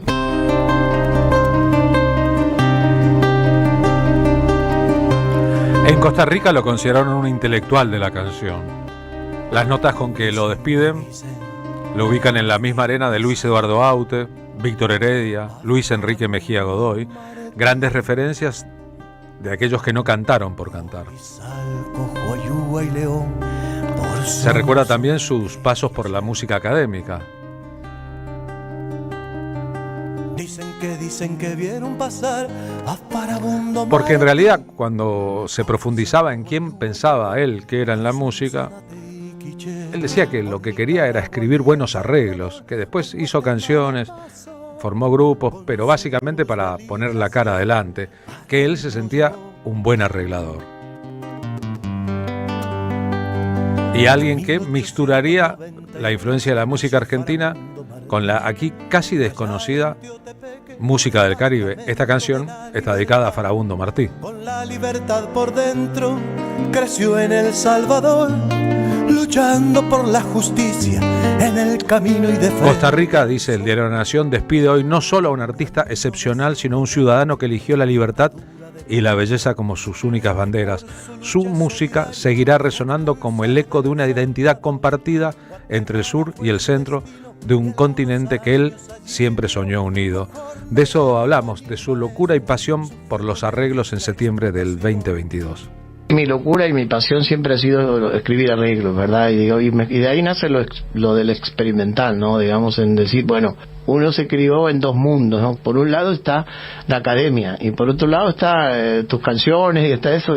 La música de la calle. La música de la calle. No de la sala. Exacto. Entonces, de esa experiencia surge lo del experimental. Cuando yo estaba en Costa Rica dije, no, tengo un grupo acá. Entonces reconformé mi mundo. O sea, vamos a juntarnos en este mundo y transformarnos en un no, a mí no me gusta cantautor, ¿viste? Me suena medio cansautor. Claro, sí. Es una palabra rara y compleja. Yo no la pronuncio mucho en público, pero a veces define algo que si no es difícil de explicar. Adrián Goizueta es hijo de un héroe, un superhéroe de la historia de la radio en la Argentina. Oscar, la música del continente, la afrodescendencia, la música criolla, el aporte que vos tenés de tango y de milonga por ser un muchacho de San Telmo, las músicas centroamericanas, la experiencia de los trovadores y juglares. Hay un montón de elementos combinados, además de la procedencia del estudio o no de los músicos, ¿no? Sí. A mí me parece que esta es la mayor riqueza que podemos recoger en nuestra Latinoamérica, ¿no? Y bueno, y nosotros concretamente en nuestra música. Quiero decir, cuanto más impura sea la elección de los ingredientes y todo esto, más interesante se transforma. Entonces, ¿has probado tú el agua pura, Nicolás Guillén? Mierda segura. Ah, claro. Qué maravilla. Es decir, en la cultura no existe la pureza. No existe, no. Es el sueño ario, en todo caso, el sueño nazi, ¿no? El de la pureza de algo. Todo es impuro, por suerte. Claro. En el audio está cortado el momento de una revelación. Adrián Goizueta era hijo de Oscar Casco, un gran actor de la historia del radioteatro, mamarrachito mío, y la televisión en la Argentina. No usaba como documento de identidad a esa relación. De la música más evolucionada, la de sus últimos años, este tanguito prohibido.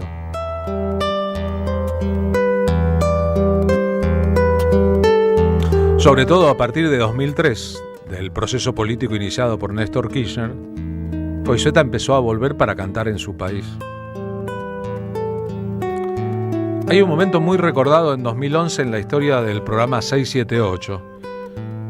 Adrián Goizueta se presenta en el programa, cuenta que va a cantar un tema, ese tema se llama Compañera.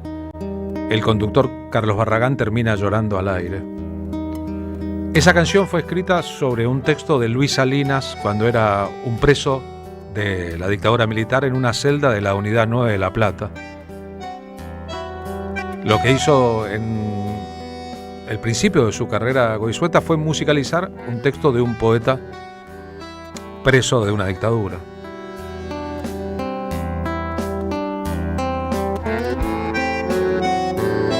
Y entonces, a la hora en que lo despedimos, en nombre de tantos amigos que tuvo en la Argentina, tantos que se sorprendieron mucho con la noticia, que hoy lo lloran, lo lamentan, lo escuchan con una de sus versiones de esa canción que quizás resume lo más importante y más interesante de su amplio aporte a la historia de la música. Adrián Goizueta y el grupo experimental con Compañera.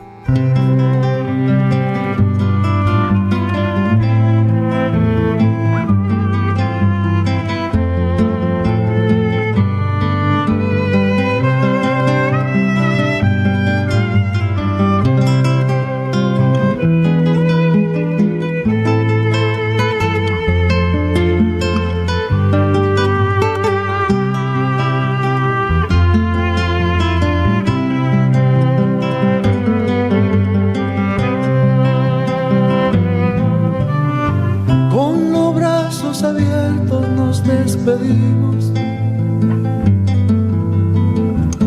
los brazos abiertos y enredados en cuerdas de acero enredados, los brazos abiertos y los ojos quietos. No pudiste callarte en mi silencio, no supe atarme a tus manos, no alcancé a decirte no me esperes, ni a saber qué me decías hasta pronto, pero pude sí crecerme de a poco en lo blando de tu luna en creciente. Siempre estuve abrazándote adentro, más maduro cada mes y menos roto. Compañera, nos hicimos uno al otro en la dulce celda oscura de tu vientre. Compañera, nos hicimos uno al otro en la dulce celda oscura de tu vientre. Nos encontramos con los brazos prolongados, tus muñecas maniatadas con las mías, con los lazos diminutos de las manos, 9 meses de encarnada rebeldía.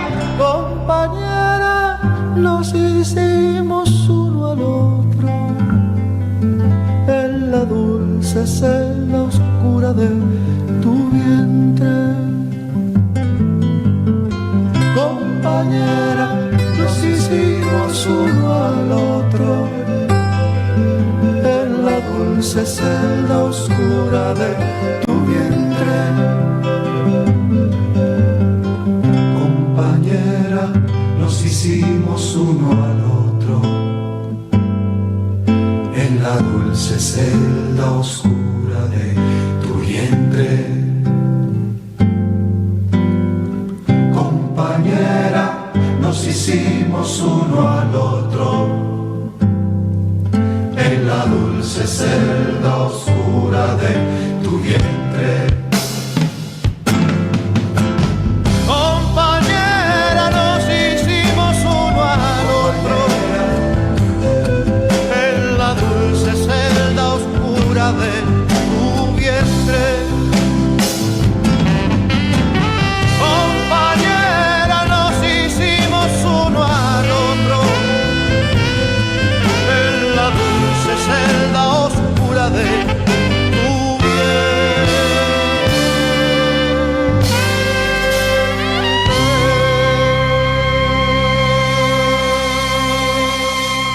Canciones como Compañera de Adrián Goizueta seguirán viviendo en un ambiente para siempre. Hicimos esta edición de 14:16 aquí en la AM530, Rodrigo Lamardo en la coordinación y producción general, Luciano Murat en la producción.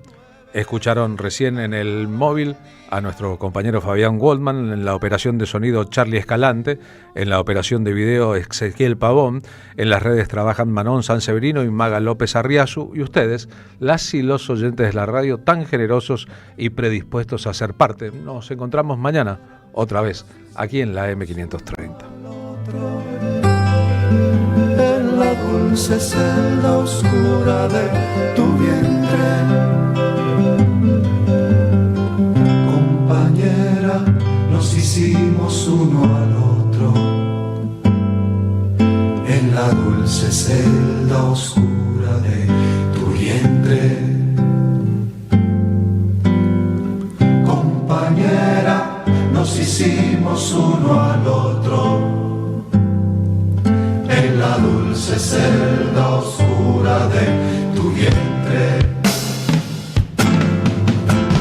Compañera, nos hicimos uno al otro en la dulce celda oscura de tu vientre. Compañera, nos hicimos uno al otro en la dulce celda oscura de tu vientre.